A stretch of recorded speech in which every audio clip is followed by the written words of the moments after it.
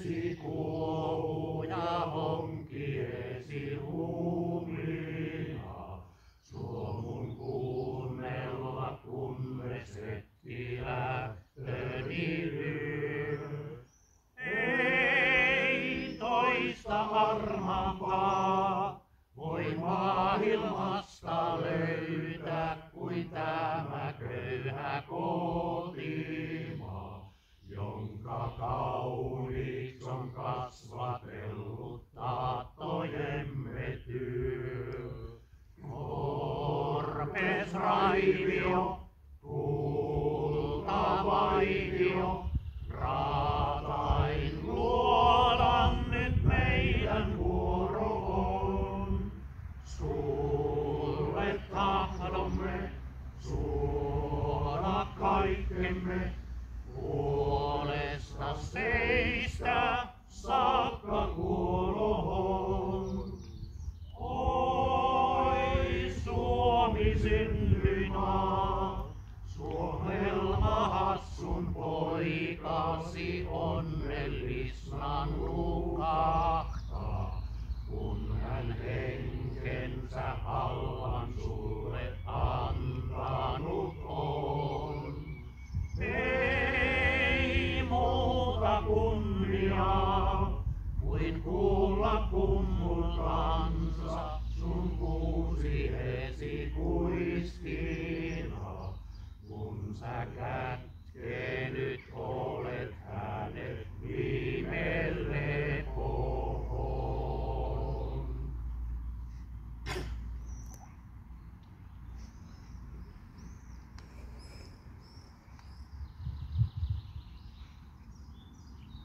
Isän ja Pojan ja Pyhän Hengen nimeen.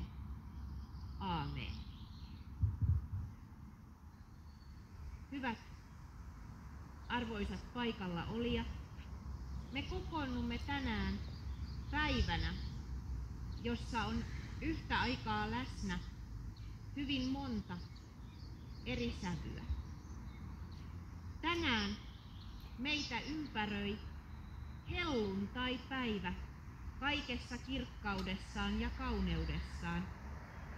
Ja samalla olemme tänään koolla sankarihautausmaalla syvän surun ja menetyksen muistojen äärellä. Me saamme yhdessä kokoontuen samalla muistaa heitä, jotka täällä lepäävät, ja samalla katsoa tätä päivää ja jäädä tässä päivässä Jumalan hoidettavaksi. Tämän päivän helluntaipäivän evankeliumissa kerrotaan näin. Jeesus sanoi Nikodemukselle, Jumala on rakastanut maailmaa niin paljon, että antoi ainoan poikansa, jottei yksikään, joka häneen uskoo, joutuisi kadotukseen, vaan saisi iankaikkisen elämän. Ei Jumala lähettänyt poikaansa maailmaan sitä tuomitsemaan, vaan pelastamaan sen. Sitä, joka uskoo häneen, ei tuomita, mutta se, joka ei usko, on jo tuomittu, koska hän ei uskonut Jumalan ainoaan poikaan. Ja tuomio on tämä. Valo on tullut maailmaan, mutta pahojen tekojensa tähden ihmiset ovat valinneet sen asemasta pimeyden. Se, joka tekee pahaa, kaihtaa valoa. Hän ei tule valoon, etteivät hänen tekonsa paljastuisi. Mutta se, joka noudattaa totuutta, tulee valoon, jotta kävisi ilmi, että hänen tekonsa ovat lähtöisin Jumalasta. Tämä on pyhä evankeliumi. Minä satuin kuulemaan viikko sitten pitkästä aikaa erään laulun, jonka katkelmia haluan teille tänään jakaa. Laulu on Lasse Heikkilän teoksesta Suomalainen messu. Se on kyseisen kokonaisuuden laulu Vaarivainaan kannel. Tuo laulu alkaa näillä sanoilla. Löysin mummon ullakolta vanhan kanteleen.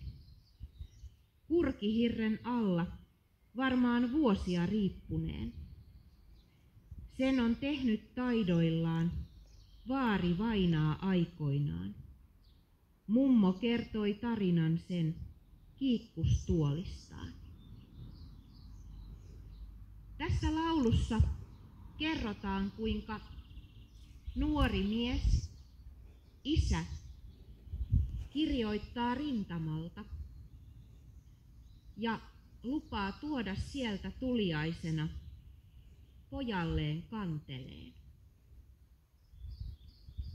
Mutta laulu jatkuu näin. Mummo luki vaarin kirjeen pienelle lapselleen. Poika valvoi ikkunastaan raitille katsellen. Koitti aamu sunnuntain. Saapui kotiin kannel vain.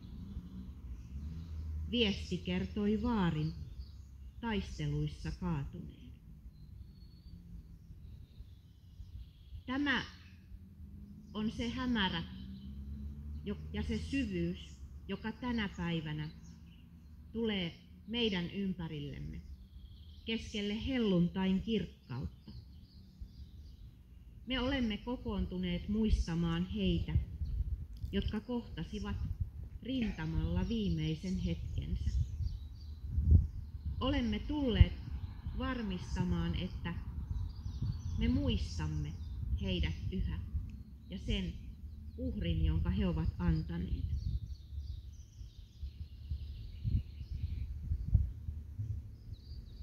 Samalla me kuitenkin tänään vietämme sunnuntaita, joka tuo meidät uskon ytimeen. Me saamme evankeliumissa kuulla ihmeellisen kauniit armon sanat. Ne, jotka kertovat, että me saamme olla Jumalan omia. Meidän ei tarvitse pelätä. Meidät on pelastettu. Evankeliumissa kerrotaan, kuinka hän, joka ottaa tämän sanoman vastaan, tulee valoon. Ja jos muistaa, mistä helluntaissa on kysymys, niin helluntainahan muistetaan sitä, kuinka opetuslapset, jotka olivat piilossa, kuulivat kuin humahduksen, näkivät kuin liekkejä, ja Pyhä Henki laskeutui heihin. He saivat uskon ja he saivat rohkeuden, niin että he lähtivät sieltä piilostaan ja lähtivät kaikkialle maailmaan Jeesuksesta kertomaan. Sanoma vaati päästä valoon. Se vaati tulla kerrotuksi kaikille.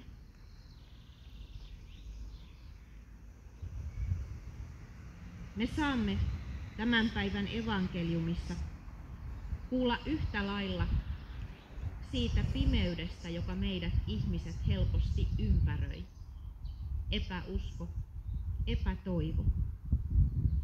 Ja ajattelen, että kun pysähdytään muistamaan menneen sodan tuomia menetyksiä, niin jotakin siitä pimeydestä on silloin läsnä. Siitä varjosta, mitä ihmisyys voi olla, mihin ihmisen elämässä voi joutua. Tuossa laulussa, jota jo siteerasin, sanotaan myös näin. Poika joutui ikävän vain rintaansa hautaamaan. Rauhan alkaessa kasvoi työhönsä tarttumaan.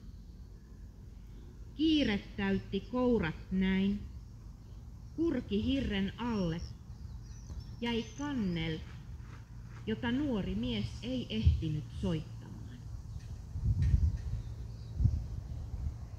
Tänä päivänä peilikuvana Jumalan rakkauden ja armon sanomalle meitä muistutetaan siitä, kuinka rauha ja turva voi rikkoutua.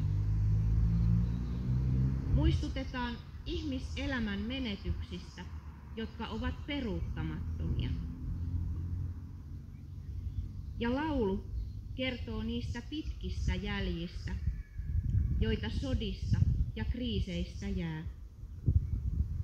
Kuinka ne kulkevat mukana vuosikymmenestä toiseen.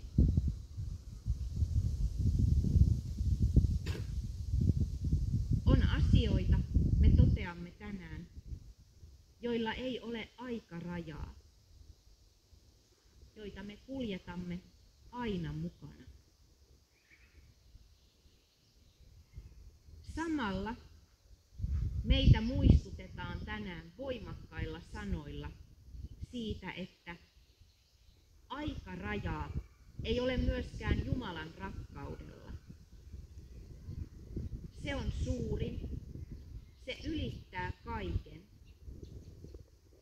Kaikkein vaikeimpiinkin tilanteisiin, niin yksittäisen ihmisen kuin yhteisönkin elämässä, Jumala on luvannut tulla kulkemaan vierellä, luomaan uskoa ja toivoa.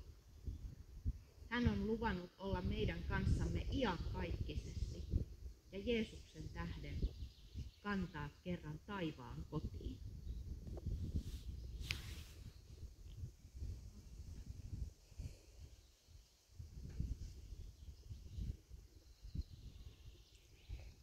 Tämä sanoma on vahvimmillaan juuri silloin, kun myös suru on suurimmillaan.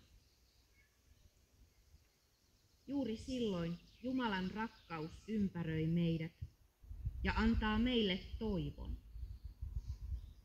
Paavali kirjoittaa: olen varma siitä, ettei kuolema eikä elämä, eivät enkelit, eivät henkivallat, ei mikään nykyinen eikä mikään tuleva, eivätkä mitkään voimat, ei korkeus eikä syvyys, ei mikään luotu voi erottaa meitä Jumalan rakkaudesta, joka on tullut ilmi Kristuksessa Jeesuksessa, meidän Herrassamme.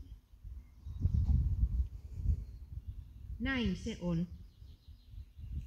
Jumalan lupauksissa meillä on aina toivo, tapahtui sitten mitä tahansa. Ja laulussa vuosikymmenten jälkeen lapsen lapsi kysyy lopulta, kuinka sitä kannelta oikein soitettiinkaan. Mummo ottaa kanteleen, alkaa muistella ja hyräillä vanhaa laulua, sitä jota vaari Vainaa oli aikanaan laulanut. Laulu päättyy sanoihin: isäni ei ehtinyt siis näppäillä kanneltaan. Voisko vaarin lapsen lapset oppia soittamaan? Löytäisinkö vielä sen kiitollisen sävelen? Kuulisitko, Herra, vaari Vainaan ja Suomenmaan? Laulu päättyy toivoon, sillä toivo on aina se viimeinen, joka meille jää. Kaiken jälkeen, kaiken sen mitä on ollut, menetysten ja ikävän. Laulu saa yhä kaikua. Suomen laulu, kiitoslaulu.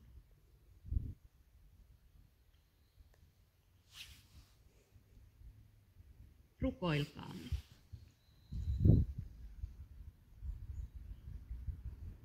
tule Pyhä Henki ja lähetä taivaallisen valosi säteily. Tule köyhien Isä, tule lahjojen antaja. Tule sydänten valo, sinä paras lohduttaja, sielun suloinen vieras ja lämpö.